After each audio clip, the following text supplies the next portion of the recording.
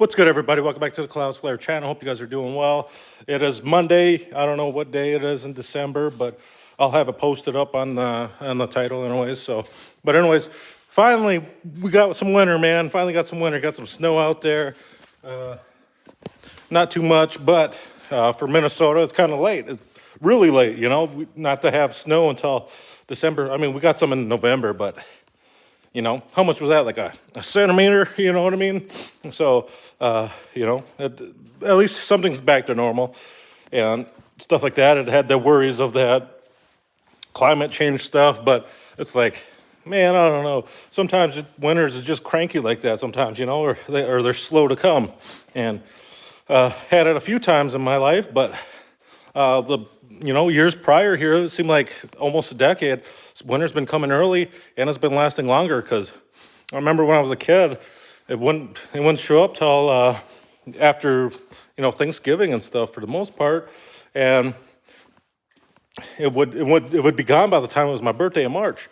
But now it's like a month past my birthday in March, out in April and all that kind of stuff. Or whatever month after, I can't remember right now. I can't think about them right now. But anyways, it seems like winter's way longer than it used to feel like when I was a kid. Because by the time spring rolled around in March, it seemed like it was all gone. Like it started to rain and stuff like that. But ever since moved more up north in Minnesota, it seemed like it kind of changed. So, but maybe that's just me being a weirdo and not tracking it till I'm older, I guess, or paying attention to it as much, because I didn't really pay attention to as much weather patterns until I became a grown adult, right? But that seems to be holding true, because that's how it was. Maybe it was different up here and different down there. It could be, because typically the weather was like always 10 degrees warmer down there in the cities with all that pavement, all that. Industrial life, all that city living and stuff like that.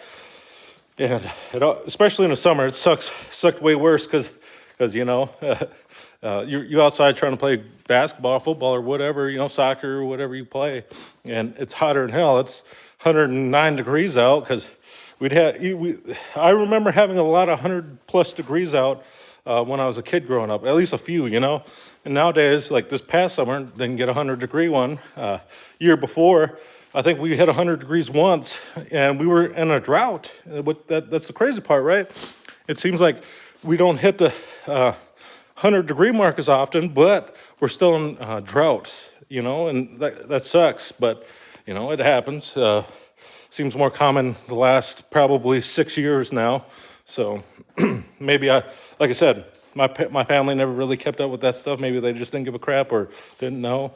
So, and, in the cities, we didn't have to care as much and stuff like that. But, it seemed like more of people around us cared, I guess. But, that's just how we grew up. So everybody grows up differently, but, is what it is. This one I want to talk about a little bit about clearing one's mind, talk about trying to get better, overcoming, identifying things, and, trying to get bad things out of your life, the negative, and pushing positive. And nothing endorses positive stuff than I feel like walking, exercising, or whatever form you want to take on, cardio-wise, like sit on an elliptical or something like that. Some people choose to ride a bike or something, one of those standstill bikes, and do it that way. But if you choose to walk also, it gives you time to think. It seems like you're at more of peace, like that's how I feel when I do these rambles, and it's awesome, right? It gives you more, you can be more positive, you can be negative too when you're doing it, but still you're going out, you're walking, and you're doing something other than maybe sitting there and thinking about what like bad stuff happened throughout the day, throughout the week, throughout the weekend, or whatever, and keeps your mind off that stuff, and maybe gets you wanting to do more, gets you wanting to preoccupy your mind more than to, do nothing and complain about it and stuff like that, right? So I guess I just want to say that get yourself out there. Get yourself out there walking a little bit more, maybe, a little bit at a time. You don't have to do a marathon right away, but, start out small. Small goals turn into big dreams, right? And it's, who was that? Mike Tyson. He talked about how whenever he got ready for a fight, he would like blow up before it. And the way he would get himself started to get back into that mind frame was start by walking a little bit at a time, and then all of a sudden he's walking long distance, he's walking faster, he's starting to run, he's starting to, get himself into the mind that it took for him to be who he was, in the ring or whatever, wherever else in life, because you got to amp yourself up, you got to build up that confidence, you got to, clear your mind, and, you gotta put your whatever you can put your mind to, you can do it, right? And taking those little steps help. You might see that. Hey man, look at this. I took 20 more steps longer in my jog than the last one. You're like, it's a big difference, man. That last one was harsh. Or you went a quarter mile more. You went half mile longer than last week. You went, you've never were able to run a full mile even back in high school when you were supposed to be probably one of your primes, because high school kids, you're supposed to have a lot of endurance, right?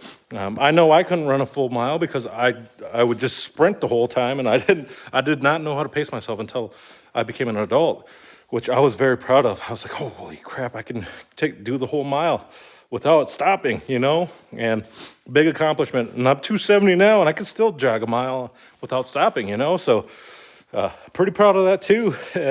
I mean, it doesn't feel as good as being lighter and running a mile, but, it is what it is. Even for a while there, I was able to jog for an hour straight. I mean, that was a personal record for me. I think the most I got was 6 miles in an hour, so that's about a mile every 10 minutes, and that's, 10-minute mile by itself isn't all that impressive, right? I guess that would probably be average. But for me, it was awesome because I was running multiple miles, ran a full hour straight. And, oh man, freaking awesome. For myself to do that, like get past that burn, because the first time I did it, I think I ran 3.5, 4 miles in that hour because I was tired just thinking about the time. I was like, oh man, it's been 40 minutes or 30 minutes. And usually I could, because my miles were under 7 minutes. The fastest I got was only I got close to hitting a 5-minute mark, but it was only in a 6-minute mark, right?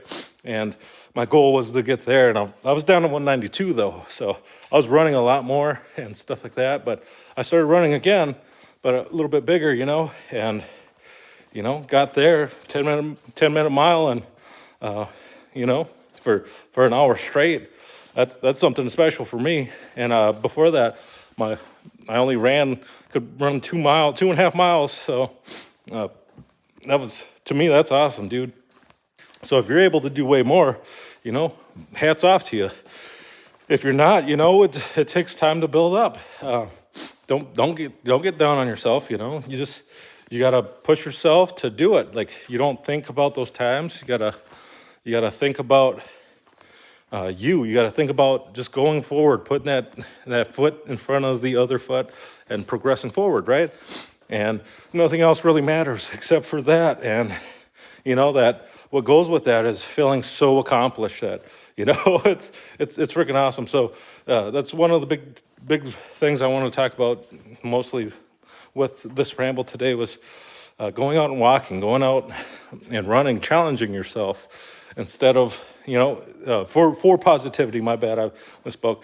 Going out there, challenge yourself to be more positive. Sometimes being positive isn't trying to force yourself to think positive. It's about doing something that takes your mind away from positive or negative, because, after that, you're feeling good because you accomplished something that you set yourself up to do, and achieve. So what's more positive than achieving a goal? Nothing, my friend. So, start there, stuff like that, Maybe it's after work, maybe it's before work. Hell, even waking up super early before work to do stuff is I tell you what, it's a big ass challenge. When I first started losing weight that last time, I got down to 192. Even my fiance was getting up early to walk on the treadmill while I was working out at Snap Fitness and stuff like that. Work would start at like 5 in the morning for us, but we would be I'd get up at 2:30 so that, get my gym bag ready, or the workout shakes so I didn't throw up while I was working out, because I wanted to take that before we left, because, or else I'm going to throw it up if I do it like too close to being in the gym. So we end up leaving the house by 3, getting there like 3:10 or whatever, and then, working out for at least an hour. So 4:10, 4:15, go start to shower up, get out 4:30, go to work, had to work. Sometimes, might close up early, a 45-minute workout. You don't need to work out a full hour or 4 hours, like a bunch of hours to achieve a goal or anything like that. If you give yourself like limited rest periods and stuff like that, knock out your workout pretty fast. And, it works on your endurance and stuff like that. You're sweating your butt off. The most important thing is sweating your butt off. So, and then, we would get off a little early and, go to Perkins. It sounds counterproductive, but, it didn't have time to run home, I guess, but nobody was at Perkins at that time. So you just go get an omelet or something and then, go to work. So, but if you're working out, you're working hard, and, you can treat yourself to some rewards of going out and, stuff like that. You earn those meals, right? And, it's cool.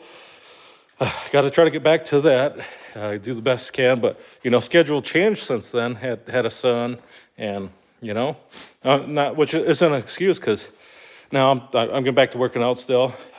Just did some, like, I don't know what you would call it, like drills or whatever, circuit-based workouts. But I switched that in between doing, like upper body and lower body than I do, like, circuit stuff, and work the heavy bag and stuff like that, working certain kicks, combinations and stuff like that, which I like a lot. So, but I want to get a bigger butt.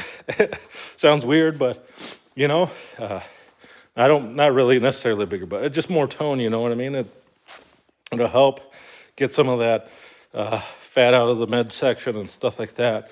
And I do want to dunk again before I, get too old to, before my knees go bad. But my knees, they were way worse, and I'm proud to say that they're way better than they were. I could probably keep up with myself as a young kid, able to squat down, and I haven't felt that way since middle school. I think middle school is when my knees started going bad and stuff like that. And, instead of, because we didn't have anybody that was able to tell me any of these things, that working certain motions, how to do squats properly and stuff like that. They were like, oh, well, maybe we should go to the hospital. And then the doctors would be like, well, you got whatever, you got, Osgood-Slaughter's disease, you got this, you got that, you got to not do anything or whatever the fuck.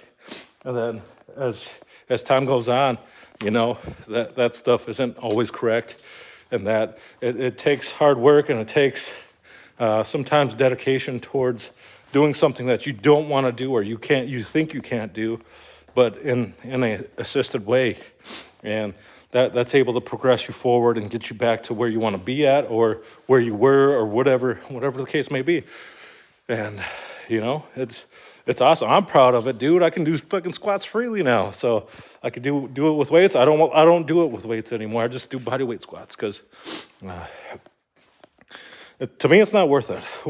I'm not competing with nobody. So competing with myself, whatever. But I am deadlifting again, though. So I started deadlifting again. But that's the only thing I'm going to do with weights, because it seems when I deadlift and squat, I always get injured in my ankle. And, I'm not... there's no reason for me to squat, so unless if it's body weight. So like I said, body weight, full day, full workout, dedicated to squats and stuff like that, and body weight squats, and I'm good with that. I'll hit a couple hundred squats any day of the week instead of trying to lift, squat a heavy amount of weight. so, and hurt myself. So, and it helps with mobility and stuff like that, keep the blood flow going and whatnot. So, then I do some thigh kicks in the hippie bag and stuff like that because I want to. And, it all starts somewhere, It starts with the goal and working your way up, working your way to where you want to be at. Yeah, it could start as simple as walking every day. So if you have bad knees, if you have anything, you're just negative and you just want to do something and try to be positive, I encourage you to start walking at least start walking to try to clear your mind and rid yourself of those burdens that drive people crazy, dude. They drive people crazy just thinking about that bullshit all day long, and I recommend Knees Over Toes guy. He helps with a lot of chronic knee pain and stuff like that. If you don't need surgery, you just got to work out. Sometimes you just got to work those motions. And he has a good story about it, of his, helping his mother do it, and she couldn't do it for a long time. And she didn't start till she was like in her 60s. And now she's doing all those, properly squatting and stuff, just doing the simple things that he taught her every day, and, go down that route. The only way to get better is to start doing it. So anyways, I hope you guys have a great one. This is concludes another ramble. And if you're new here, please consider hitting that like and subscribe button. I do appreciate you. And if you're returning, thanks guys. Thanks for coming back.